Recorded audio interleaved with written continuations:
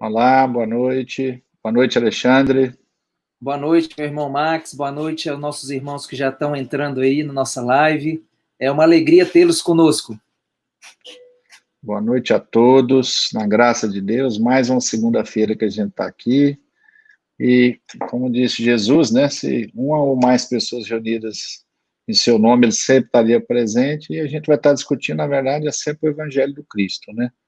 Por mais que a gente discuta as cartas de Paulo, falemos sobre Estevão, falemos sobre Maria, falemos sobre Pedro, sobre todos aqueles, perdão, que demonstraram sua fé, mas tudo isso tem a ver com Jesus. Na verdade, estamos falando todos de Cristo, né? De Jesus. Então, é uma felicidade para a gente estar aqui dentro com vocês hoje. Peço mais uma vez, quem estiver participando conosco, pode perguntar, né, Alexandre? Com certeza. Pode fazer comentários. Se a gente não souber, a gente diz e avisa que não sabe. A gente vai estudar mais. Prepara a lição de casa e traz na outra semana, né?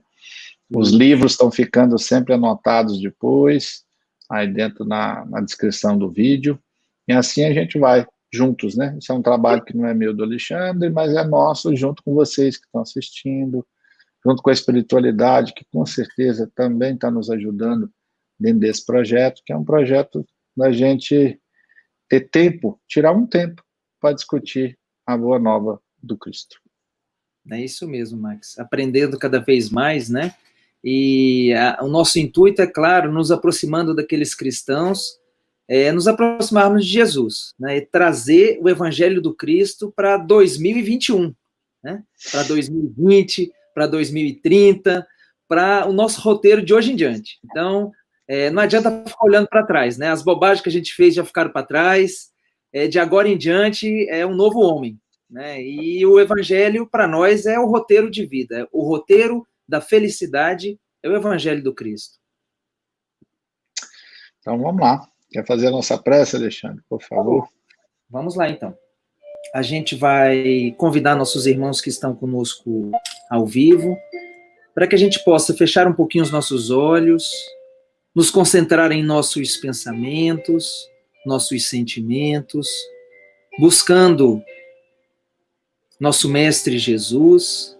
Humildemente, Senhor, buscamos nos aproximar de Ti, buscamos conhecer um pouco mais e, quem sabe, Senhor, ao conhecer-te, viver em nossas próprias vidas os Teus exemplos, o Teu amor, o Teu entusiasmo por nos trazer para perto de Ti, pois sabemos que o Teu amor nos conduz e cada vez mais nos sentimos mais empolgados, mais dispostos a seguir-te e a servir-te.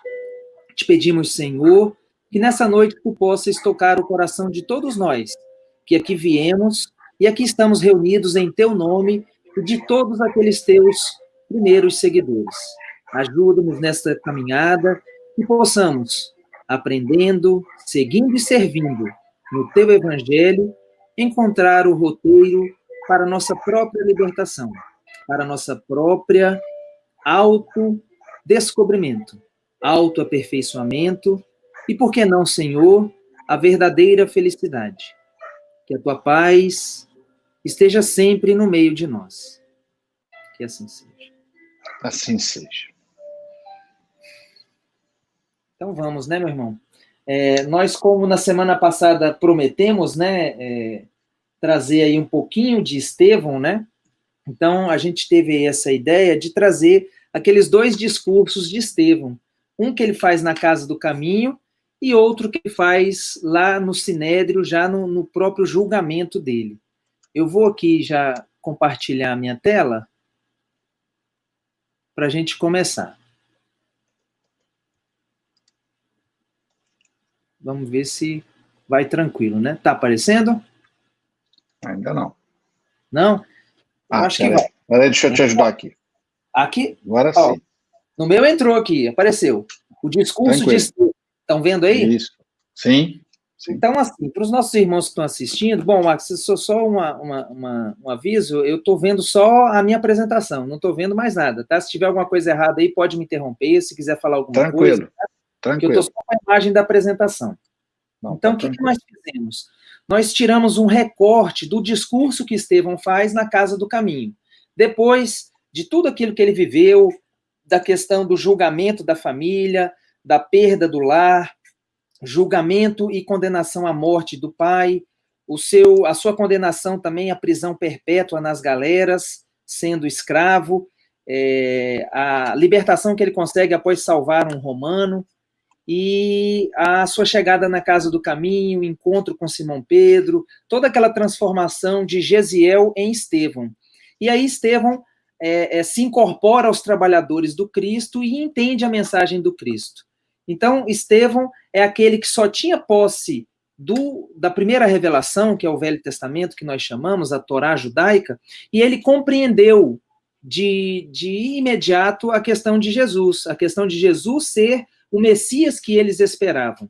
E Estevão é escolhido para ser um dos pregadores. Então, eles tinham uma casa de assistência, aliás, a primeira casa de assistência da história humana, né, que nós temos notícias, pode ser que haveriam outras, mas essa é a primeira que temos de notícia, que é a Casa do Caminho, de Simão Pedro, e Estevão é um dos oradores, pela sua interlocução, pela sua oratória muito boa, pelo conhecimento que ele tinha da Torá, do Velho Testamento, ele é escolhido para ser um dos oradores. E aqui a gente trouxe um recorte do discurso de Estevão.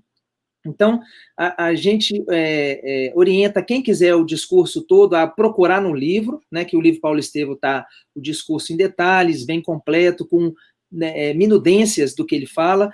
Em função do tempo, a gente tirou apenas alguns recortes. E vamos trazer esses recortes para a gente ver a capacidade de entendimento desse espírito, né, como ele já era cristão, mesmo antes de conhecer o Cristo. Ele diz assim: meus caros, eis que chegados são os tempos em que o pastor vem reunir as ovelhas em torno do seu zelo sem limites.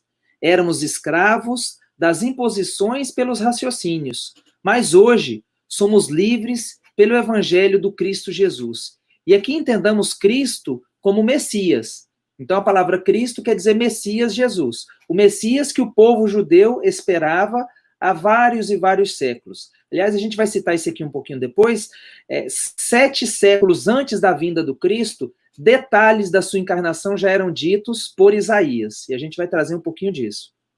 Nossa raça, a raça judaica, no caso, guardou de épocas imemoráveis a luz do tabernáculo de Deus, e Deus nos enviou seu Filho sem mácula, o Cristo, no caso. Onde estão em Israel os que ainda não ouviram as mensagens da Boa Nova?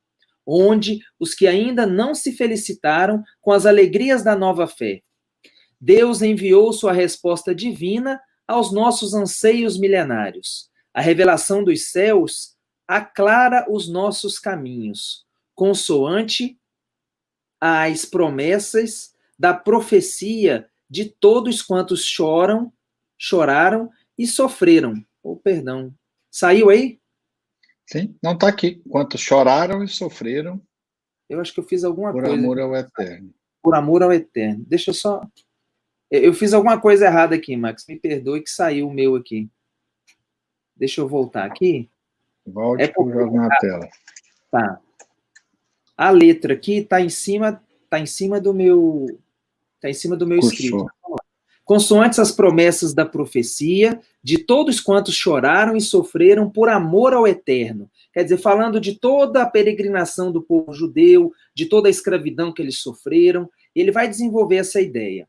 O emissário divino veio até o antro de nossas dores, amargas e justas, para iluminar a noite de nossas almas impenitentes, para que você lê aí para mim, Max? O meu está em cima. Para que se nos desdobrassem os horizontes da redenção.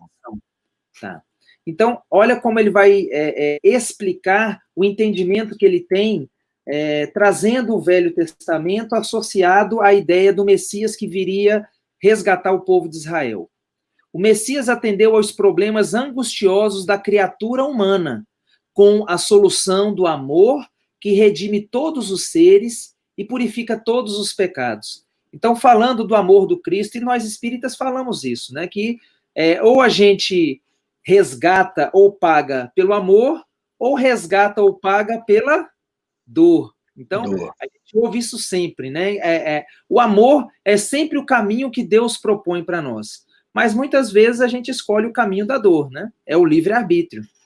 Mestre do trabalho e da perfeita alegria da vida. Suas bênçãos representam nossa herança. Moisés foi a porta. O Cristo é a chave. Com a coroa do martírio, adquiriu para nós outros a lauréia imortal da salvação. Éramos cativos do erro, mas seu sangue nos libertou. Falando do sacrifício de Jesus, né? Falando que, como diz Isaías, Jesus é o Cordeiro de Deus, é aquele que veio se sacrificar para nos mostrar o caminho da redenção espiritual. E a mensagem é bem profunda, né? Ele vai aprofundar o entendimento disso. Olha como ele diz. Ele é o Filho de Deus iluminando o caminho. Quer dizer, ele ilumina o caminho no sentido de que ele mostra por onde a gente tem que seguir. Mas isso não nos exime a responsabilidade de caminharmos, né? Que muitos falam, Jesus veio, pagou meus pecados, minha dívida está paga, não tenho dívida nenhuma. Não é bem assim, né? Não é bem assim. Se a lei de Deus está escrita na nossa consciência, e se a nossa consciência não estiver pura, límpida e cristalina, nós não somos redimidos, né? Então, Jesus veio iluminar os caminhos para chegarmos a Deus. Mas precisamos caminhar, precisamos trilhar o caminho do Cristo. Acima de todas as cogitações humanas, fora de todos os atritos das ambições terrestres, seu reino de paz e luz esplende na consciência das almas redimidas. E olha a capacidade de entendimento desse espírito, né? Isso aqui é palavra de Estevão, hein? Almas redimidas. É um conceito que nós temos hoje, né, espíritas. O que é a redenção espiritual? É aquele espírito que tira todas as máculas, todas as impurezas do seu próprio perispírito, né? O que nós chamamos de espírito puro, ou espírito redimido. Continuando.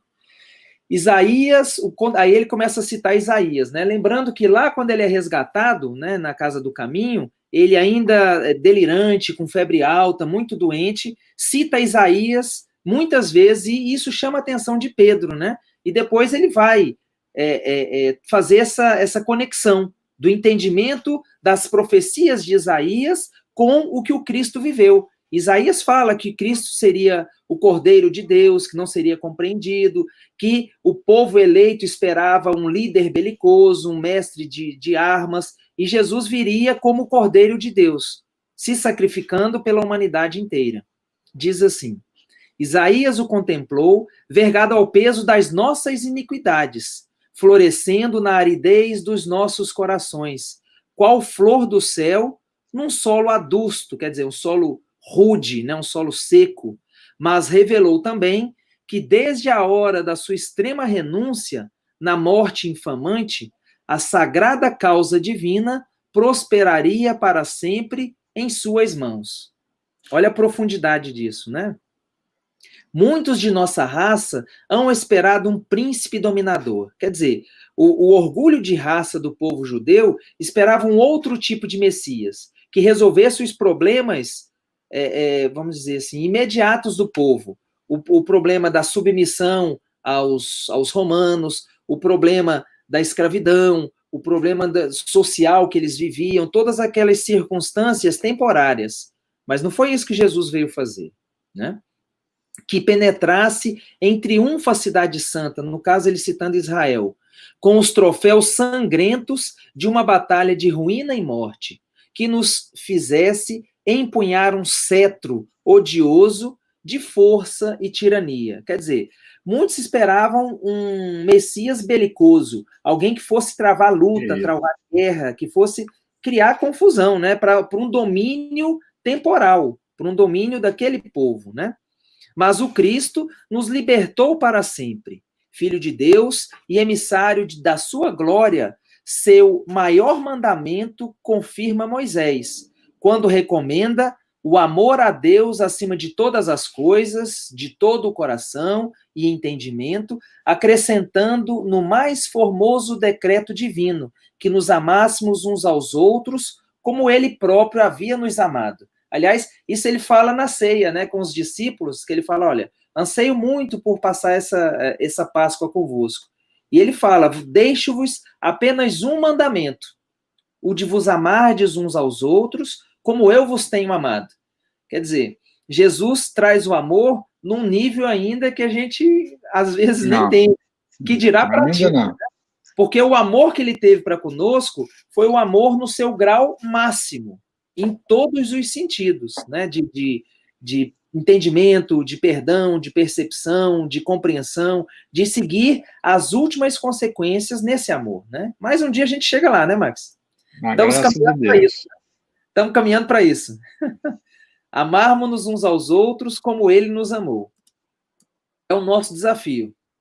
Seu reino é o da consciência reta e do coração purificado, ao serviço de Deus. Suas portas constituem o maravilhoso caminho da redenção espiritual, abertas de par em par aos filhos de todas as nações. E aí o entendimento dele, que o Cristo não veio só para o judeu, como muitos queriam e esperavam, que Jesus fosse o libertador do povo escolhido, como a gente já citou algumas vezes. Mas Jesus é um roteiro para a humanidade inteira. E o povo escolhido, como a gente já citou, seria o irmão mais velho, aquele que haveria de trazer o monoteísmo e vivê-lo e ensiná-lo para as outras nações, né?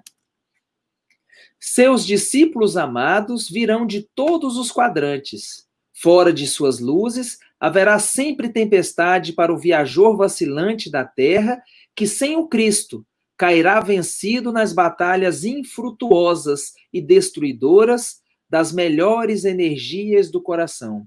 Então, essa mensagem aqui é para todos os espíritos que mergulham na carne. Todos nós que temos e precisamos passar pela vida material para evoluirmos, não há um roteiro mais seguro, não há situação de maior conforto espiritual do que viver o Evangelho do Cristo, né? A gente até conversou algumas vezes, né, Max? Gostamos muito de ler filosofia, de ler filósofos, mas a filosofia do Cristo é insuperável, né? E quanto mais o homem estuda, mais ele chega à conclusão de que tudo o que o Cristo falou cada vez está mais atual. Amor, caridade, perdão, benevolência, indulgência, são atitudes proativas de quem quer evoluir do sentido moral, né? Quer falar alguma coisa, Mário? Não, eu acho também, assim, só para complementar o que você falou, assim, e quanto mais o tempo passa também, e quanto mais talvez a nossa compreensão se dilate, a gente vai vendo que a gente realmente não precisa mais do que o Cristo, né? O Cristo já abrange todas as nossas expectativas e todas as nossas possibilidades de expansão da consciência e do amor. Muito além da nossa compreensão, né? Total. Os ensinos e o que ele viveu entre nós é insuperável, né? Somente o seu evangelho, quer dizer, e aqui o evangelho é no sentido da boa nova, do que ele viveu entre nós, mais do que ele falou, o que ele viveu. Porque os espíritos superiores dizem que Jesus é o modelo que Deus nos oferece para a nossa evolução. Que Deus tem oferecido, aliás, eles colocam assim, né? No futuro, como é que chama? Na conjugação verbal de que ele ainda não foi aceito, né? Então, o que tem sido oferecido para nós é Jesus. E ele é o modelo perfeito para nós. É o tesouro do mundo. Quer dizer, o evangelho, os ensinos de Jesus. Em sua glória sublime, os justos encontrarão a coroa de triunfo, os infortunados, o consolo, os tristes, a fortaleza do bom ânimo, os pecadores, a senda redentora dos resgates misericordiosos. Então, ele é o roteiro seguro. Quando a gente fala que Jesus é o caminho, a verdade e a vida, é porque ele é o roteiro mais seguro para aquele espírito que está na matéria, né? E está cansado de cair, né? Está cansado de errar. É verdade que o não havíamos compreendido. No grande testemunho, os homens não entenderam sua divina humildade. E os mais afeiçoados o abandonaram. Lembrando que na hora do julgamento não ficou um, né? Os 12... caparam o gato, como dizem em Goiás. Né? Quando ele chamou 3 para orar com ele lá nas oliveiras, eles dormiram e ele ficou orando sozinho, né? Nem por uma hora poder velar comigo. Né? E por ele 2 vezes. Né? 2 vezes dormiram, né? Suas chagas clamaram pela nossa indiferença criminosa. Ninguém poderá eximir-se dessa culpa, visto sermos todos herdeiros das suas dádivas celestiais. E é interessante esse raciocínio, porque ele diz assim: onde todos gozam do benefício, ninguém pode fugir à responsabilidade. É essa a razão porque respondemos pelo crime do Calvário. Então, o crime cometido a Jesus, porque Jesus veio trazer o amor para nós. Ele não tinha pecado a ser redimido. Então, na hora que ele é condenado e crucificado, ele está carregando uma cruz que não era dele, para nos mostrar que era possível vencer o mundo apesar das adversidades. E esse testemunho da cruz traz uma responsabilidade para todo espírito que encarna. Por quê? Porque todos nós gozamos do benefício do exemplo dele. Então, não, como diz o Dr. Bezerra de Menezes, né? Não existem inocentes sob as sombras. O espírito reencarnou, ou está em prova, ou está em expiação, né? Tirando os 0,00001% que são os missionários, o resto está resolvendo algum problema aqui por baixo, né? E o missionário a gente nem conta porque eles passam muitas vezes despercebidos, amam tanto e não reclamam nada, né? Missionário nunca reclama. Se você vê reclamando, tenha certeza que não é missionário. Mas isso é lógico, né? Isso aí não, é um raciocínio básico, né? Mas suas feridas foram a nossa luz. Quer dizer, o que nós ofendemos e oferimos se transformou em nossa luz, porque é o nosso roteiro, né? É o caminho que ele iluminou. Porque ele não tinha nada que pagar nem responder, mas todos nós temos. Como eu acabei de falar, né? Nós temos ainda provas, expiações, não somos espíritos perfeitos ainda, mas a nossa redenção se dá pelo caminho que ele iluminou. Seus martírios, os mais ardentes apelos de amor, seu exemplo, o roteiro aberto para o bem sublime e imortal. Olha como ele faz essa construção. Vinde, pois, comungar conosco à mesa do banquete divino, não mais as festas do pão putrescível, mas o eterno alimento da alegria e da vida. Já Estevão falando que o que nos alimenta de verdade a nossa alma é a alegria, é viver em função do amor, em função de fazer o bem ao semelhante. Não mais o vinho que fermenta, mas o néctar confortante da alma, diluído nos perfumes do amor imortal. Então, deslocando aquela ideia de viver para a vida material, mas viver para a vida espiritual. O Cristo é a substância da nossa liberdade. Dia virá em que o seu reino abrangerá os filhos do Oriente e do Ocidente, num amplexo de fraternidade e de luz. Essa aqui é a redenção do planeta, né? É sair de provas e expiações e ir para mundo regenerador, né? A fraternidade reinar em nosso planeta. Então, compreenderemos que o Evangelho é a resposta de Deus aos nossos apelos, em face à lei de Moisés. A lei é humana, o Evangelho é divino, Moisés é o condutor, o Cristo, quer dizer, o Messias, é o Salvador. Olha a compreensão que ele tinha, né, de Jesus. Os profetas foram mordomos fiéis. Jesus, porém, é o Senhor da vinha. Então, os profetas, aqueles primeiros reveladores da primeira revelação, né, Moisés, os patriarcas e todos os profetas, eles eram mordomos. Mas Jesus é o Senhor da vinha. E nós dizemos que Jesus é o Filho de Deus porque ele é o espírito mais evoluído que está nos conduzindo nesse processo. Ele já adquiriu a cidadania universal. Ele ainda não está, ele está acima das conjunturas da vida material. Com a lei, éramos servos. Com o evangelho, somos filhos livres de um pai amoroso. Lê esse finalzinho, Max, que aqui cortou o meu. Eu estou com no meio. Pai amoroso. Com a lei éramos servos, com o evangelho somos filhos livres de um pai amoroso e justo. Pai amoroso e justo. Estou terminando, tá? Só acho que mais 2 slides, para a gente não cansar muito o pessoal que está aí conosco. O Cristo edificou entre nós seu reino de amor e paz, sobre alicerces divinos. Sua exemplificação está projetada na alma humana como luz eterna. Então, todo espírito que renasce no planeta Terra sabe que o condutor dessa nau aqui é Jesus. E tem, mesmo que instintivamente, indiretamente, a consciência de que esse é o roteiro nosso. Quem de nós, então, compreendendo tudo isso, poderá identificar no emissário de Deus um príncipe belicoso? Não. Quer dizer, não tem guerra, não tem disputa, né? Aliás, toda vez que estamos disputando, a gente já falou isso aqui também, né, Max? Estamos nos afastando de Deus. Tudo que é disputa, que é briga, estamos nos afastando de Deus. O evangelho é amor, em sua expressão mais sublime. O mestre deixou-se imolar, transmitindo-nos o exemplo da redenção pelo amor mais puro. Pastor do imenso rebanho, ele não quer se perca uma só de suas ovelhas bem-amadas, nem determina a morte do pecador.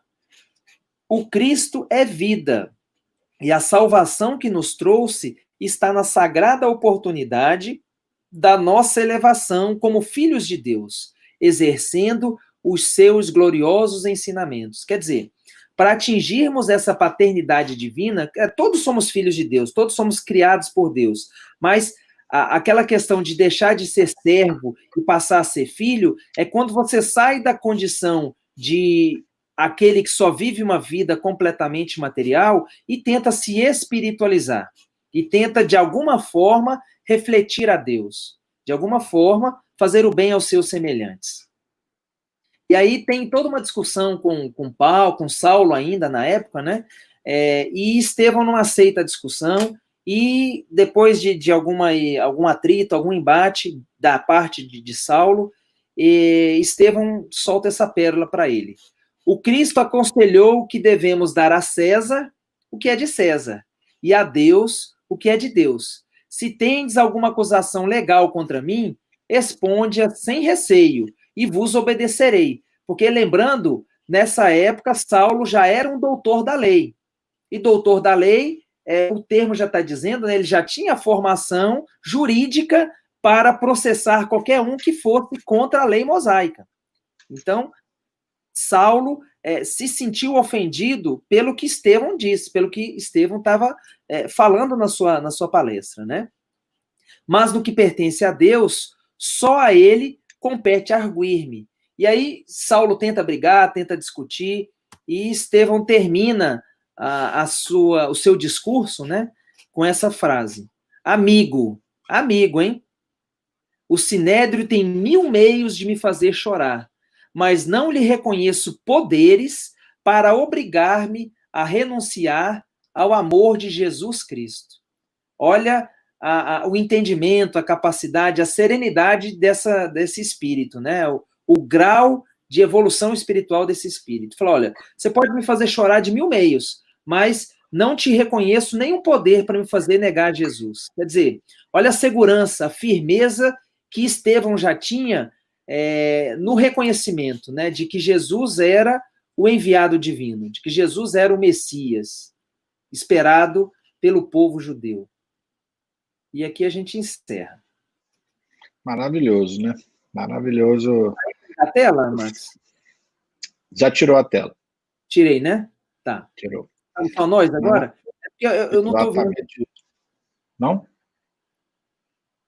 Você está se vendo e me vendo ou não? Não, agora eu vi. Eu vou fechar aqui a apresentação. Então, acho que já fechei. Saiu, né? Saiu. Tá. Para a gente ver o entendimento desse espírito, né? O grau de evolução dele, como a gente até já tinha comentado offline algumas vezes, né? Mas Estevão é fantástico. E no próprio prefácio de Emmanuel, de Paulo Estevão, que Emmanuel faz, ele é taxativo, né? Não teríamos Paulo de Tarso se não tivéssemos Estevão. Então, enquanto encarnado, Estevão marcou profundamente o espírito de Saulo, e depois Estevão continuou acompanhando Saulo e depois Paulo por mais de 30 anos, né? E inspirando Paulo a escrever as suas cartas. Então, foi esse espírito que ajudou Paulo a escrever todas as cartas que nós temos, e muito provavelmente algumas que, infelizmente, não chegaram até nós, né? E a gente vai ver que na carta de hoje, que é ainda na carta aos Romanos, mas no capítulo 5, tem coisas que Paulo, né, escreve aqui dentro, que praticamente estão dentro do discurso que Exatamente. você repassou, estão dentro do discurso de Estevão, né? Ou seja, isso sendo dito lá na frente, né? Até porque a carta aos Romanos já foi escrita bem mais na frente, né? Por Paulo, né? Maduro, né? Já estava bem mais maduro. Bem mais maduro. Continuando com aquele espírito forte, né? Mas bem mais maduro. Ele nunca deixou de ser forte, né? A questão é que ele estava direcionando a sua paixão por um caminho, né? E aí ele só mudou a direção, né? Mas eu acho que Paulo também, assim, ele continua, obviamente, voluntarioso, personalidade forte, um temperamento fortíssimo, mas ele fez o que personalidades assim, temperamentos assim, quando conseguem o que ele conseguiu, aí sim se torna um homem integral, que foi a serenidade, né? Exatamente. Porque é o que precisa compor espíritos voluntariosos, é a serenidade. Essa serenidade acho que ele buscou muito em Estevão, né? O Estevão é a personificação da serenidade. E a serenidade completa a gente só consegue quando está em comunhão com Deus. Porque quem está em comunhão com Deus, qualquer circunstância, qualquer coisa material, não consegue tirar o seu equilíbrio. Né? Nada material o interpõe. Por favor, vamos lá. Vamos começar a nossa carta aos Romanos, né? Nós estamos no capítulo 5. A justificação, penhor da salvação. Tendo sido, pois, justificados pela fé, estamos em paz com Deus por nosso Senhor Jesus Cristo, por quem tivemos acesso pela fé a esta graça, na qual estamos firmes e nos gloriamos na esperança da glória de Deus. E não é só. Não nos gloriamos também nas tribulações, sabendo que a tribulação produz a perseverança. A perseverança, nós nos gloriamos, né?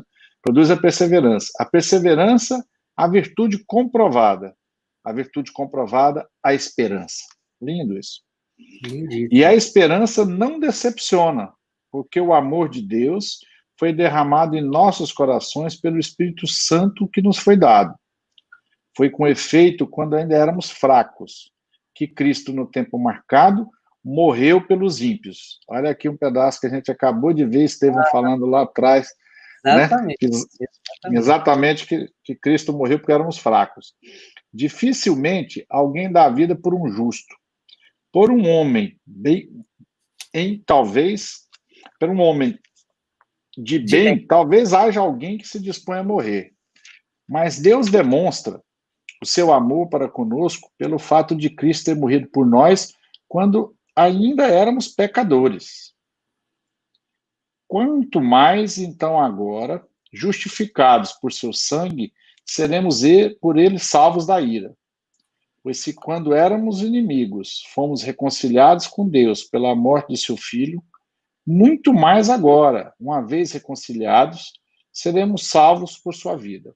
E não é só. Mas nós nos gloriamos em Deus por nosso Senhor Jesus Cristo, por quem desde agora recebemos a reconciliação. Vou deixar aqui o Alexandre continuar, mas veja como esse pedaço, como esse texto tem a ver com o discurso de Estevão lá na Casa do Caminho, né? Na personalidade do Cristo, como Cristo morreu por nós e que nós realmente éramos pecadores, e Estevão coloca lá dentro que teremos sempre essa responsabilidade de alguma forma, né? E essa responsabilidade não quer dizer nos sentirmos culpados, mas fazemos o bem. Exatamente, é a chave, né? Mostrando como os dois dominavam a Torá, né? O Antigo Testamento. Vamos terminar nossa leitura para a gente começar a nossa conversa mais intensa, né? Eis porque, como por meio de um só homem, o pecado entrou no mundo, e pelo pecado a morte. Assim a morte passou a todos os homens, porque todos pecaram. Pois até a lei havia pecado no mundo. O pecado, porém, não é levado em conta quando não existe lei. Todavia, a morte imperou desde Adão até Moisés, mesmo sobre aqueles que não pecaram de modo semelhante à transgressão de Adão, que é figura daquele que devia vir. Entretanto, não acontece com o dom o mesmo que com a falta. Se pela falta de um só a multidão morreu, como quanto maior profusão a graça de Deus e o dom gratuito de um só homem, Jesus Cristo, lembrando Cristo, Messias, se derramaram sobre a multidão. Também não acontece com o dom como acontece com o pecado, de um só que pecou, porque o julgamento de um resultou em condenação, a passo que a graça, a partir de numerosas faltas, resultou em justificação. Se, com efeito, pela falta de um só, a morte imperou através deste único homem, muito mais os que recebem a abundância da graça e do dom da justiça reinarão na vida por meio de um só, Jesus Cristo.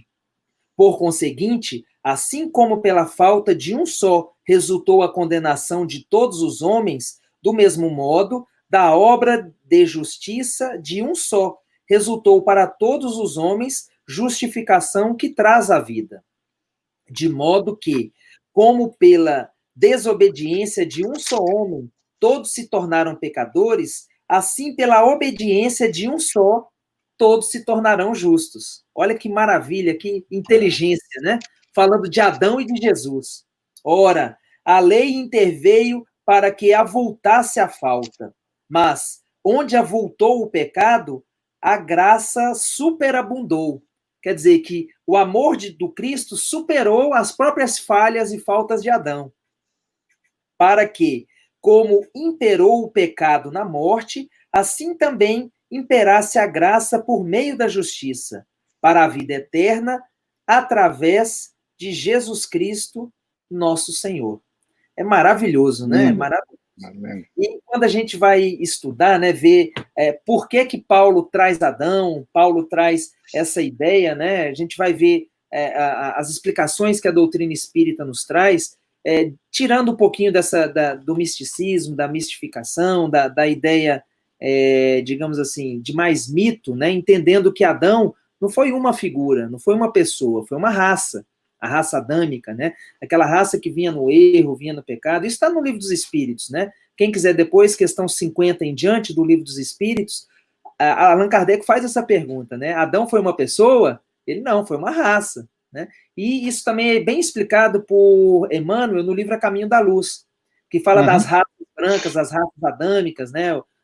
O judeu, o egípcio, o hindu, o chinês. Então, as raças brancas que fizeram a transmigração, né, que tomaram bomba lá na capela, né, foram expulsos de capela, fizeram muita confusão lá por capela e foram trazidos para a Terra, porque tinham muita inteligência e muito pouco sentimento, né, tinham muitos resgates kármicos e estavam obstaculizando, criando dificuldade ao progresso daquele sistema. E aí foram recolocados por aqui, né, e provavelmente muitos de nós estamos por aí, né. Mas a forma como ele constrói isso é maravilhosa, né? Então, Adão foi aquele que não quis seguir a Deus, né? Que quis seguir o orgulho, o egoísmo, né? Que deixou de ter Deus no centro de suas cogitações e no centro de sua projeção. E o Cristo veio nos trazer de novo o roteiro, nos trazer de novo a justificação pela fé ou pela fidelidade a Deus. Fale um pouquinho, Max, que se deixar eu não paro. Que é só uma coisa. Paulo, obviamente, tinha um grau de erudição enorme, né?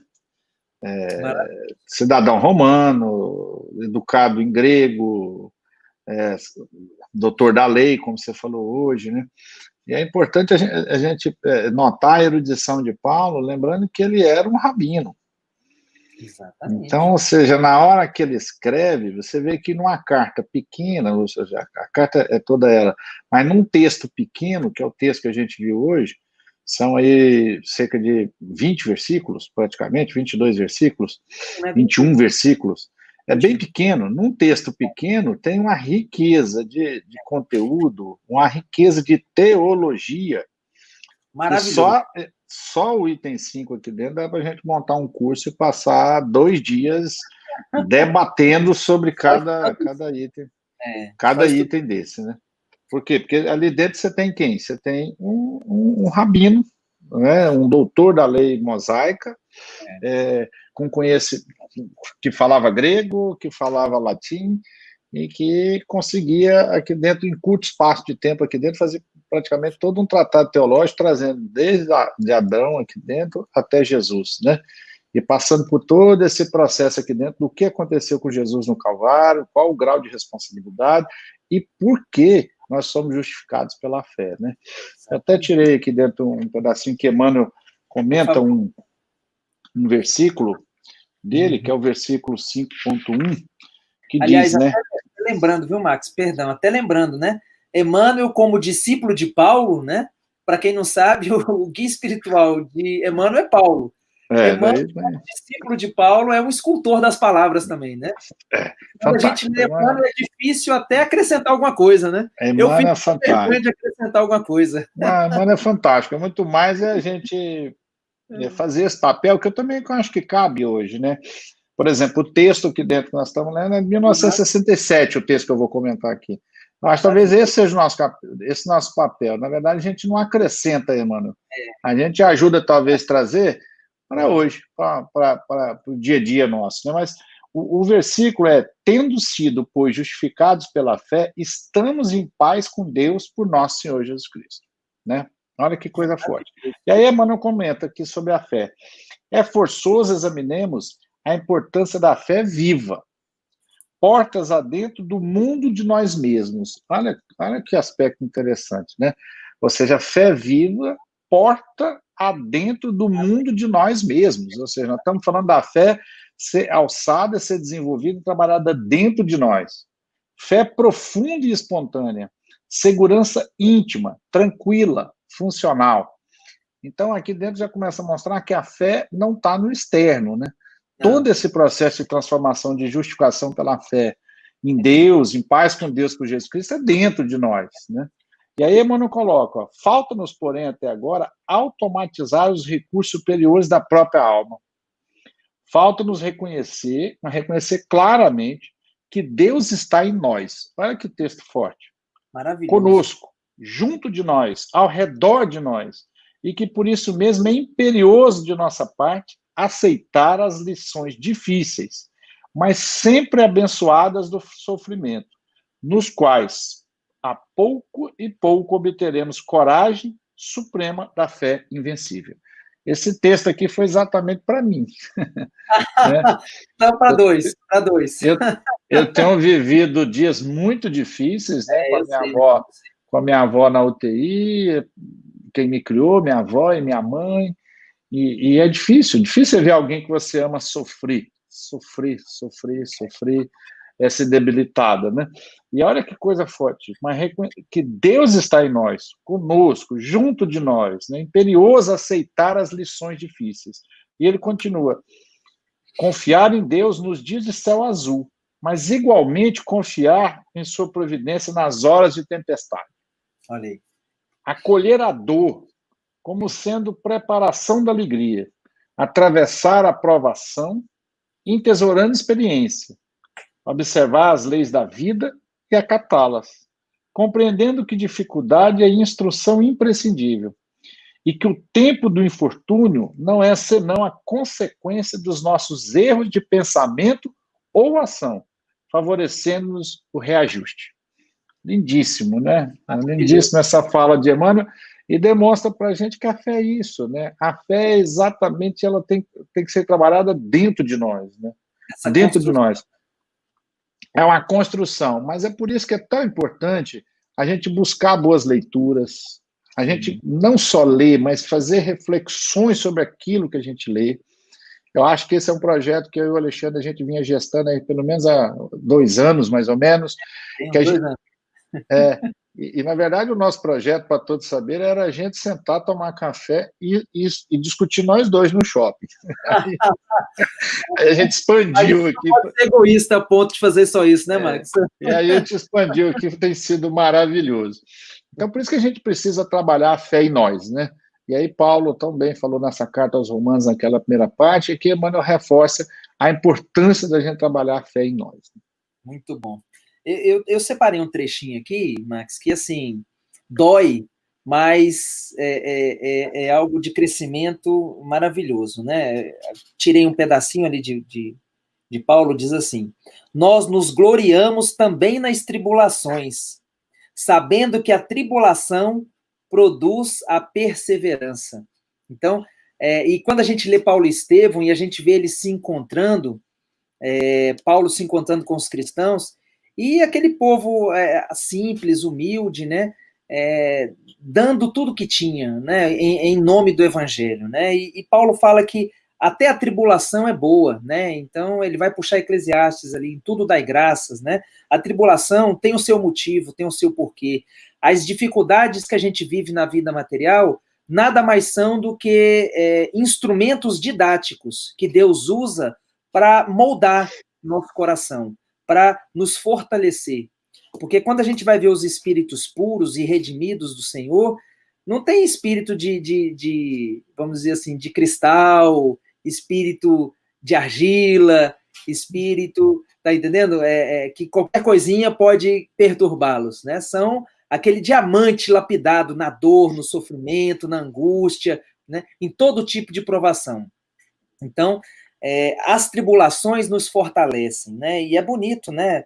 Paulo diz assim, olha só, muitas vezes reporta-se às dilacerações do caminho, salientando as estações educativas e restauradoras, entre o primeiro clarão da fé e o supremo testemunho. Então, desde que o indivíduo começa a se movimentar no sentido de se melhorar até o supremo testemunho, é um exercício espiritual. Chico dizia assim, a caridade é um exercício espiritual. Assim como a gente nem sempre vai fazer o bem de forma voluntária, de forma ostensiva, de forma despretensiosa, mas a gente tem que começar. Tem que começar o movimento de fortalecimento de nossa alma através da prática do bem. Depois da bênção consoladora que lhe reforma a vida, ei-lo entre açoites, desesperanças e pedradas. Falando de Paulo. Paulo pegou pedrada, pegou açoite, pegou chibatada e não diminuiu um passo de ser voluntarioso, de propagar a mensagem do Cristo. Entre a graça de Jesus, que lhe fora ao encontro, e o esforço que lhe competia efetuar por reencontrá-lo, são indispensáveis anos pesados de serviço áspero e contínua renunciação. Então, o que admira em Paulo é que ele entende todo o erro, não olha para trás e compreende que teria que devassar um abismo que o distanciava do Cristo, que ele mesmo construiu com a dureza do seu coração. E ele o desconstruiu trabalhando para Jesus, né? Renunciando a si mesmo e fazendo tudo que era inspirado pelo Cristo e por seus prepostos na divulgação do cristianismo. Por isso que a gente vê um homem que em uma única encarnação se redime, né? Redime a própria alma. Isso que é fantástico em Paulo, né? Terminando aqui. Reparemos em nós mesmos à frente da luz evangélica. Nem todos renascem na terra com tarefas definidas na autoridade, na eminência social ou no governo do mundo, mas podemos asseverar que todos os discípulos, então todos nós que estamos aqui hoje conversando, todos os discípulos, em qualquer situação ou circunstância, podem dispor de força, posição e controle de si próprios. A gente nem sempre vai estar na posição que quer, do jeito que quer, com os instrumentos que quer, mas o controle de nós mesmos, nós nunca perdemos. Ou, se o quisermos, nunca perderemos. Recordemos que a tribulação produz fortaleza e paciência. Em verdade, ninguém encontra o tesouro da experiência no pântano da ociosidade. Então, convidando ao trabalho, né? É necessário acordar com o dia, seguindo-lhe o curso brilhante de serviço nas oportunidades de trabalho que ele nos descortina. No exame, pois, das considerações paulinas, não olvidemos, quer dizer, não nos esqueçamos que, se Jesus veio até nós, cabe-nos marchar desassombradamente ao encontro dele, compreendendo que, para isso, o grande serviço de preparação há de ser começado na maravilhosa e desconhecida terra de nós mesmos. Então, Emmanuel mostrando esse movimento de voltar para dentro de si e fazer todo o bem que está ao nosso alcance. Essa é a mensagem de hoje, né? Eu não sei se todo mundo percebeu, mas a gente roda, e Emmanuel, Paulo e Estevão mandando a gente olhar para dentro da gente. Algum motivo deve ter, né? Como diz, né, Max? Eu desconfio que tem algum motivo para a gente estar ouvindo isso muitas vezes. Não tem a menor dúvida, né? A espiritualidade sempre manda os recados certos, né? Uma coisa importante que a gente precisa lembrar sempre, você falou agora nos discípulos, né? Agora, nós que já somos discípulos. É interessante como, e Estevão lá atrás também fala de como as pessoas imaginaram Jesus um líder diferente, né? Um líder que viria tirar eles do domínio do povo romano, né? Aquela ideia toda. Tanto é que ali, até quando Jesus entrava em Jerusalém, ainda tinha discípulo dele perguntar assim, mas quando é que vai ser a revolução, né? É agora. Lá no Boa Nova tem isso, né? E esse foi o erro de Judas, né? Judas caiu por isso, né? Sim, e lá no Boa Nova... Jesus está muito devagar. Não, e lá no Boa Nova tem um diálogo muito assim, né? Que Judas conversa com João e João busca Jesus, né? Para perguntar sobre isso. Mas, mestre, e aí, né? Como quem diz, que hora começa a revolução, né? Cadê o reino, né? O reino. Mas é interessante como a gente faz a mesma coisa hoje. Muitos de nós hoje que já buscamos o Cristo, a gente acredita que isso vai nos dar algum tipo de benefício. Um benefício de não passar pela dor, um benefício de não passar pelo sofrimento, ou um benefício de que os nossos desejos sejam atendidos.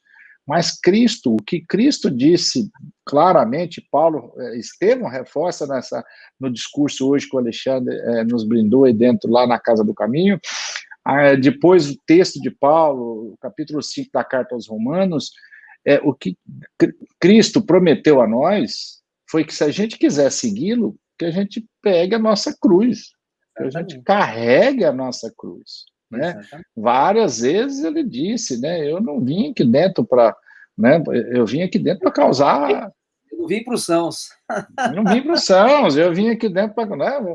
E ele várias vezes, em sentido metafórico, falou pais contra filhos, filhos contra pais. Ele estava querendo dizer o seguinte: mas o que ele nos prometeu é estar do nosso lado. Né? É nos amparar nessa grande jornada que é vencer a nós mesmos. Voltando onde o Alexandre falou, todas as mensagens hoje foi sobre nós mesmos, nosso livre-arbítrio. Aquele mesmo livre-arbítrio que tão magistralmente Estevão disse a Saulo: o Sinédrio tem mil formas de me fazer chorar, mas não tem nenhuma só de me fazer renunciar ao amor de Cristo. É o livre-arbítrio. Não lhe reconheço poder a me fazer renunciar ao amor de Jesus Cristo. Essa é uma serenidade, na minha opinião, de um espírito puro. Por isso que eu sou fã de Estevão, né? E eu ia trazer uma coisinha aqui, né? A gente vai convidar o pessoal para fazer perguntas aí, Max. Como você, semana passada, falou de Maria, né? De Miramês. Esse livro aqui é impossível manuseá-lo sem chorar. Eu já aviso que quem gosta de chorar, leia com um lencinho do lado, que é maravilhoso. É maravilhoso. Lindíssimo. Marquinhos aí que ajuda a mim, Alexandre, nos bastidores aí dentro, vai colocar amanhã na bibliografia. Vamos colocar na bibliografia. Alguma pergunta para a gente aí dentro? Para nos brindar com essa noite aí dentro? Ou algum comentário? Max, um parágrafo, tá? De Maria. Diz assim: a Galileia vista pelo mundo espiritual, os espíritos relatando o que estavam vendo no mundo espiritual antes da encarnação do Cristo. Passou a ser zona de segurança. Ninguém entrava sem permissão, seja no plano físico, seja no plano espiritual. Foi feita uma limpeza em toda a atmosfera espiritual dessa região, que estava em preparo para receber a estrela de primeira grandeza, o muito anunciado Messias de todos os profetas, principalmente de Isaías, que viu todo o cortejo messiânico do Cristo e o seu monumental trabalho de renovação dos costumes. Então, Isaías estava presente quando a comitiva celeste, e quem trouxe o Cristo, com certeza foram todos os espíritos puros e todos os cristos do nosso sistema. Ninguém tem dúvida disso, né? Isaías estava lá. E aí eu queria dizer... E Maria. Maria encarnada, vias de encarnação, Isaías participando do processo, viu o cortejo dos cristos, e o que eu desconfio, né? Um dos profetas, nós sabemos que reencarnou no tempo do Cristo, que foi Elias, que era primo de Jesus, e era João Batista, né? Estava como João Batista e tinha sido Elias. Eu não tenho esse respaldo na literatura espírita, mas tenho no coração, né? Eu não sei de nada, né? Já falei semana passada, eu não sei de nada. Mas, como um bom mineiro, eu desconfio que Isaías reencarnou para aquele tempo.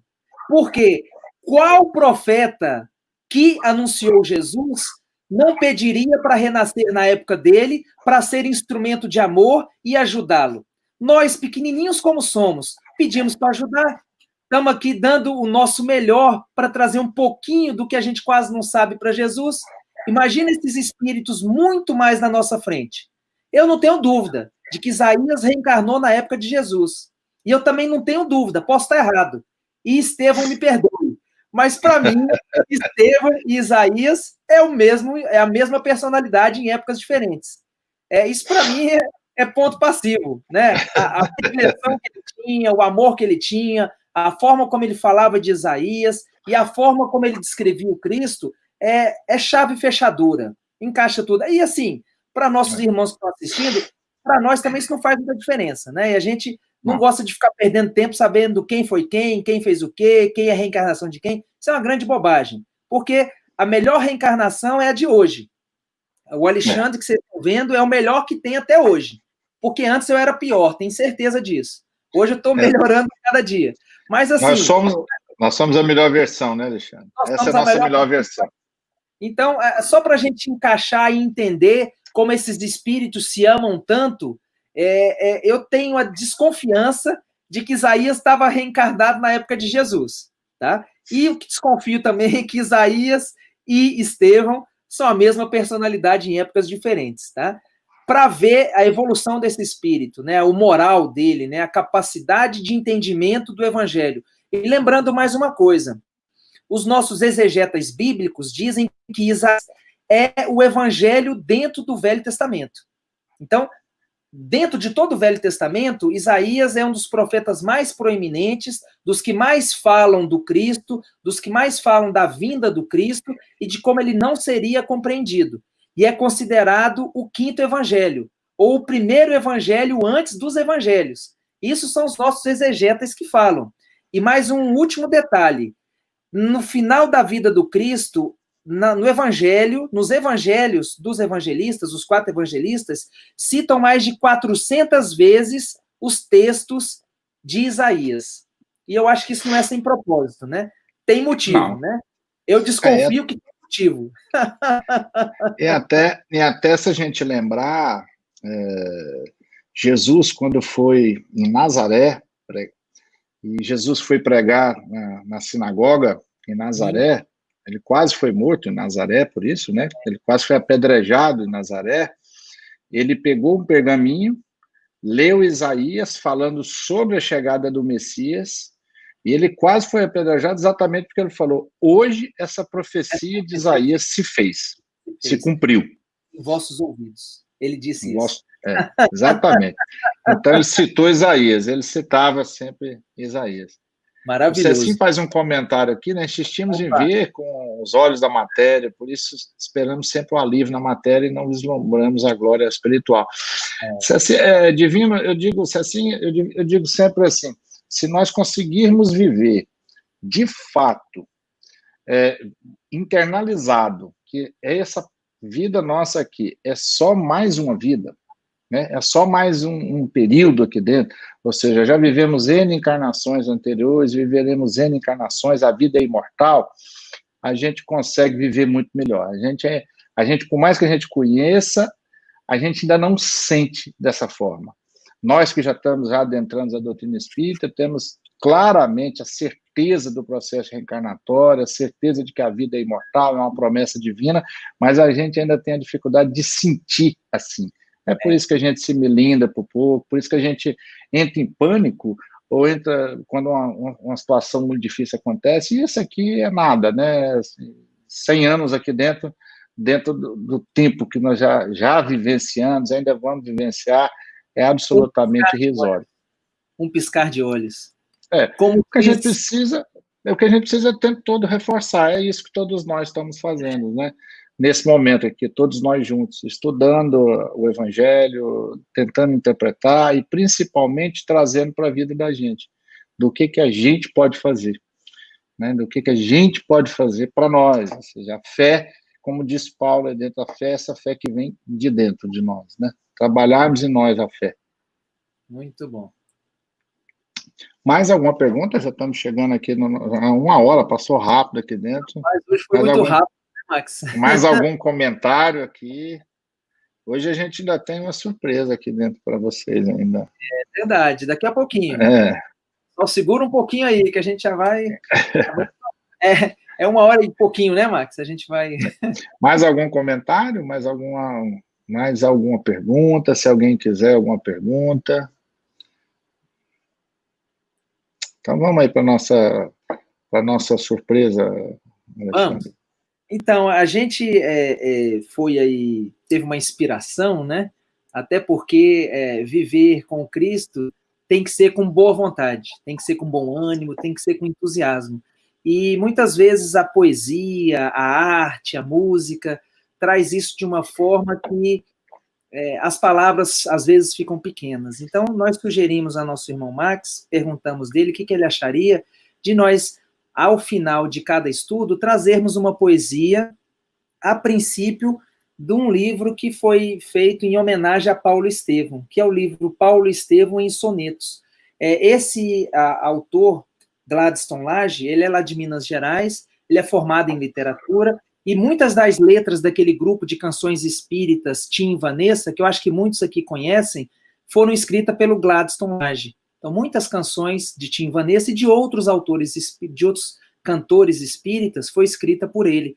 E ele fez, em homenagem aos 70 anos de Paulo Estevam, e eu estava lá, eu te contei, né, Max?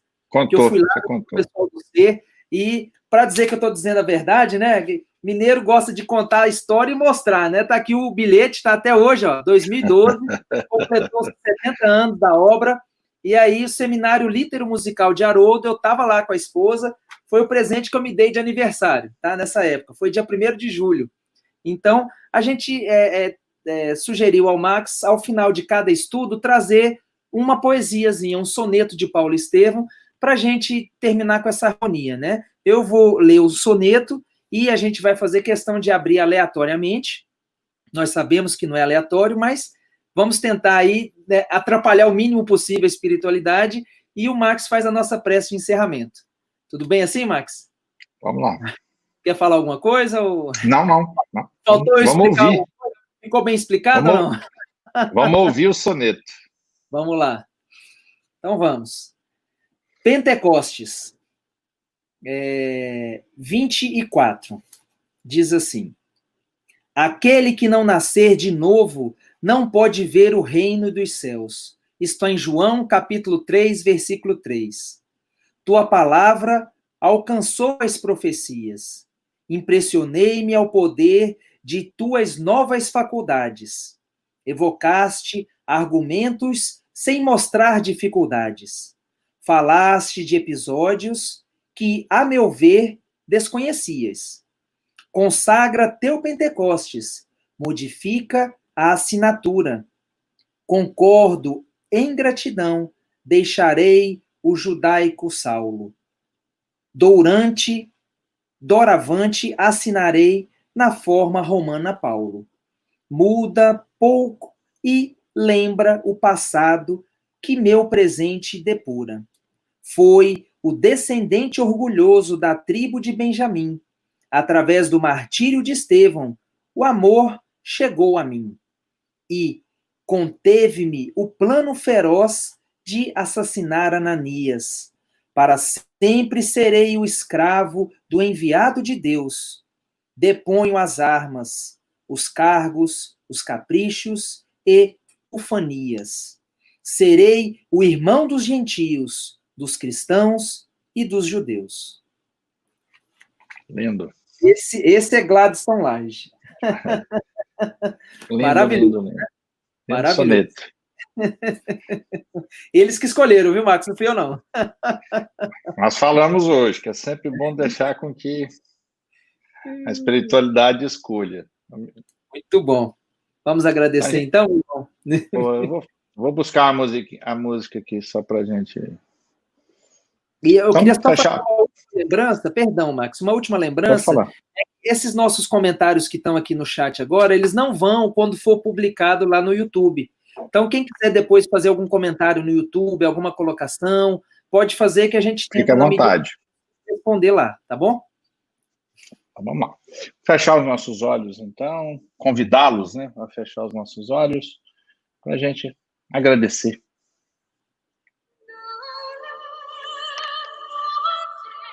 Mestre Jesus, a Ti o nosso muito obrigado nessa noite. Podemos viajar, sim, viajar nas cartas de Paulo, viajar na maravilhosa carta, o maravilhoso escrito de Paulo aos romanos, aos cristãos que estavam em Roma. Viajamos no magnífico discurso de Estevão na Casa do Caminho. Viajamos nas palavras de Emmanuel. Viajamos na lembrança de Isaías e de Maria. E em todas essas viagens, Jesus, voltamos a nós mesmos. Exatamente como tu nos ensinava, ali, em Cafarnaum, em Betsaida, em Genezaré, em Nazaré, em Jerusalém, em Jericó. Tu nos lembravas sempre que o reino de Deus estava dentro de nós. Quando praticávamos o amor, quando praticássemos o carinho, a tolerância, a paciência, quando perdoássemos não 7 vezes, mas 70 vezes 7. Que a paz que tanto procuramos, tanto procurávamos naquela época, e 2000 anos depois ainda procuramos, tu sempre ensinastes que estavam dentro de nós. E de que a fé que move montanhas também se encontra dentro de nós. E que todos os nossos estudos, todas as nossas leituras, ou todo o nosso aprendizado na Boa Nova, é para que isso se faz, para que possamos abrir a chave dos nossos próprios corações e encontrar dentro de nós, dentro da nossa alma, a fé, que é mãe da esperança e da caridade. Que nós possamos, Jesus, nesta noite, refletirmos sobre tudo aquilo que discutimos e ouvimos. E que nós possamos, mais do que isso, darmos um passo a mais. Oração contém ação. E que as nossas orações contenham as ações que nos tornem pessoas melhores. Porque bondade, como nos disse Cora Coralina, também se aprende. Que assim seja. Que assim seja. Então, falando também de uma poetisa que veio aqui. Olha, que maravilha. Que os poetas nos inspirem, né? Sempre. Uma boa noite a todos nós, que Deus abençoe a todos nós na graça de Deus, e que a gente continue, né, durante o descanso do corpo físico, a gente continue tendo a oportunidade de aprender. Se Deus quiser, que eles nos inspirem e nos carreguem, né, para as cidades espirituais para estudarmos, né, com os cristãos.